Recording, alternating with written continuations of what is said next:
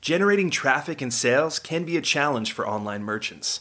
But selling on the Walmart Marketplace puts your products in front of millions of customers who shop on Walmart.com. And right now, sellers who join Walmart Marketplace can save up to 50% on referral and fulfillment fees for the first 90 days. So get started today. Head over to marketplace.walmart.com/savings. That's marketplace.walmart.com/savings.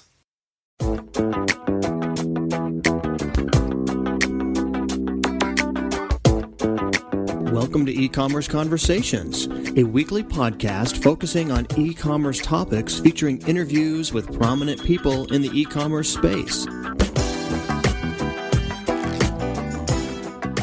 Welcome to E-Commerce Conversations by Practical E-Commerce. I'm Kerry Murdoch. Doing business on the internet requires the use of sophisticated software and complicated processes. Many of these innovative products have been patented. Google, Amazon, and others hold many hundreds of patents. But the U.S. Supreme Court may be about to greatly restrict the issuance of patents. And to help us understand the case at hand and its relevance to software and internet businesses, we are joined by Lawrence Hadley. Mr. Hadley is a seasoned intellectual property attorney and a partner in the firm of Hennigan, Bennett, and Dorman in Los Angeles. Well, Larry, thank you for your time today. Thank you. Larry, the U.S. Supreme Court heard arguments recently on a case that could affect the issuance of patents for software and other internet processes. Could you explain this case to us and why it's so important? Well, the case you're referring to is called In Re Bilski, and the case involved a man by the name of Bilski who applied for a patent that covered a method of hedging risks in commodity trading. The claims were primarily directed to a method that would be performed on the internet or by people using the internet. The patent office, after several rounds of back and forth between the inventor and the patent examiner, found that the claimed method did not fall within the category of what is called patentable subject matter. In other words, regardless of whether the patent was novel over what's called the prior art, in other words, whether something was actually invented or not, the patent office found that this kind of a method simply was not eligible for being patented. Mr. Bilski appealed that decision, and under the law relating to patent office rules, that appeal goes directly to the appellate level, in the case of patents, to a court called the Court of Appeals for the Federal Circuit. And the Court of Appeals for the Federal Circuit issued an initial decision, but because this issue of what types of inventions, particularly methods, are eligible for being patented and what are not, is a fairly important question that had not been addressed by the Federal Circuit in some time, the entire Federal Circuit, in what's called an en banc procedure or proceeding, decided to consider the case. And the Federal Circuit did so primarily to, in some respects, to address the issue of whether what are known as business methods can be patentable. And what the Federal Circuit then came down with the decision, Mr. Bilski then appealed that decision to the U.S. Supreme Court, and much to the surprise of a lot of people, the Supreme Court agreed to hear the case. And when I say it was a little bit of a surprise, it's because the Supreme Court very rarely takes patent cases. And when the Supreme Court does, it's often to affect a change in law. They're very seldom will the Supreme Court take a case just to say that the lower court got it right. And so last week, the Supreme Court held the oral argument on the Bilski case, and I think that most people think that a decision is likely to come from the Supreme Court sometime in the spring. So the upshot of that, as I understand it, Larry, is as it pertains to our audience, e-commerce merchants, they use sophisticated software, sophisticated processes on the internet. Some of our audience is developers.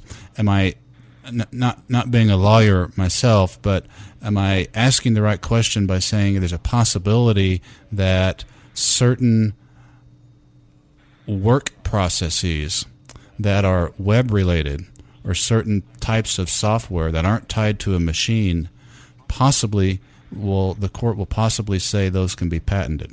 Did I say that right? I think it's more of the opposite. I think that the concern with the decision from the Federal Circuit, the appellate court, is that the machine or transformation test is so rigid that it will be more difficult than it is today to patent methods that would pertain to internet-related commerce.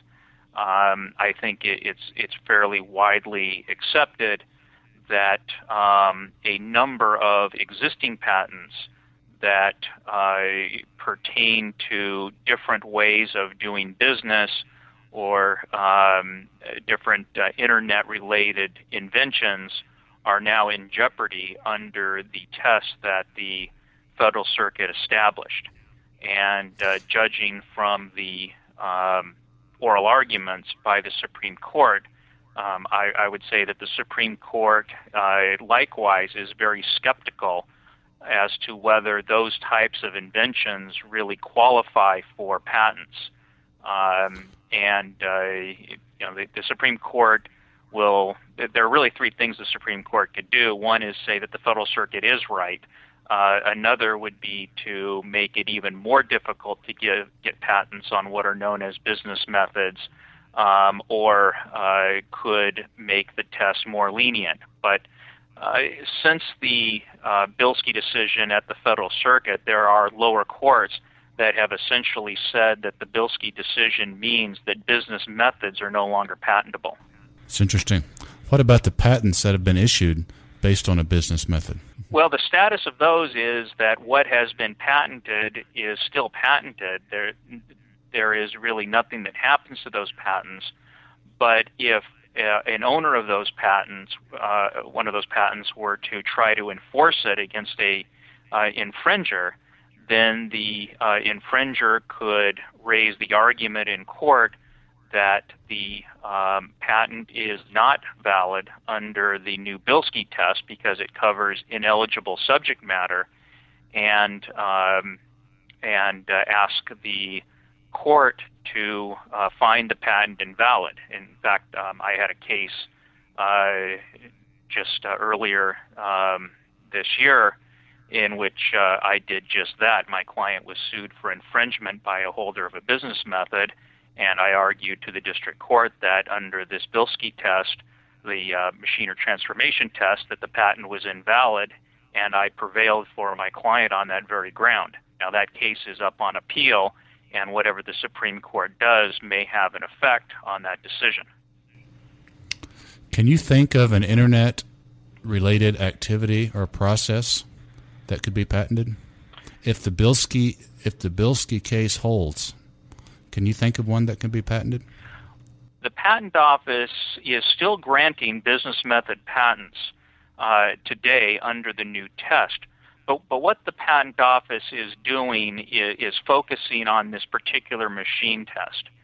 And if the business method is written in a way that essentially takes a general purpose computer and through the description of the invention, in order to implement the method, would require reprogramming that computer or programming that computer into a particular machine that accomplishes the business method, then the Patent Office is generally allowing those types of patents and method claims. But the way I've explained it to people is what you really want to be looking for, and I think what the Patent Office is looking for, are method claims that are written almost like a software algorithm, and kind of a step-by-step instructions as to how you would have to program a computer in terms of an algorithm to implement the invention. In terms of specific concrete examples, I could think of perhaps novel ways of handling email that would require specific programming in a computer to perform various steps, and it would help also if the email were transformed into different formats. But on the other hand, simple or even complex ways, known ways of doing business will not be patentable under the new test, simply because you take that method and take it from the brick and mortar world and put it on the internet. Got it. Does Google hold any patents that you're aware of? The last time I checked, I think that Google has somewhere in the neighborhood of 250 patents. With those, without knowing the details of those patents, it's hard to say whether the Bilski case potentially leaves them exposed on those. Is that hard for you to say? Well, it is hard to say. I do know that a number of clients that have patents in this area are going through their portfolios and trying to determine what patents would likely survive a Bilski challenge and what would not. Of course, with the Supreme Court taking up the case, it's really anybody's guess as to what rule we will ultimately end up with, whether it'll be a more restrictive rule or a more lenient rule. So I think a lot of those efforts are on hold, but suffice it to say right now, one decision that any patent owner has to make before taking the step of asserting that patent against an accused infringer is whether that patent will survive a challenge under the Bilski test. Tell us, if you would, Larry, about you and your firm. Your practice focuses on intellectual property. Could you talk a little bit about your firm and what it is that you do, what your practice is? Sure. I've been practicing for close to 20 years. I'm a partner at the law firm of Hennigan, Bennett & Dorman in Los Angeles, California. We are generally a trial firm. We have a bankruptcy group, a complex litigation group, and an intellectual property group. Our intellectual property group handles really a wide-ranging variety of intellectual property matters, including patent, copyright, trademark, and trade secret cases. We, in the patent area, represent both intellectual property owners, patent holders, both large and small, and we also represent people accused of patent infringement. We pride ourselves on taking complex cases, but offering innovative and hopefully cost-effective solutions to those problems, with a focus on the ultimate business goals of our clients. In that regard, we consider from time to time alternate billing and fee arrangements, and try to focus a little bit on the entrepreneurial side of the business. Like a lot of our clients, we try to work with them and come up with entrepreneurial solutions that make sense from both our perspective and the client's perspective. One thing about any intellectual property litigation is that it can be enormously expensive, and we think we've come up with some various ways of helping clients with that problem, and we're able to do so because we are a bit of a smaller firm. We're about 50 lawyers. We have roughly a third that handle intellectual property matters. Okay. We have just a couple of minutes left. Larry, our listeners, as you know, are e-commerce merchants for the most part, mainly smaller e-commerce merchants. Anything else on your mind for them as it relates to the Bilski case or intellectual property generally? Well, I would follow the case closely when the new decision comes out. For those, for your readers that have existing patents, before they decide to take any action on those patents, they would want to carefully consider whatever new test the Supreme Court adopts. And likewise, if they are thinking about patenting an idea, they will need to consider the test carefully. And on the other hand, those in business who have patents asserted against them in this area, obviously one of the first questions they're going to want to look at is whether the patents that are being asserted can be challenged on the Bilski basis of not covering patentable subject matter. Okay. Well, Larry's firm, again, is Hennigan, Bennett, and Dorman.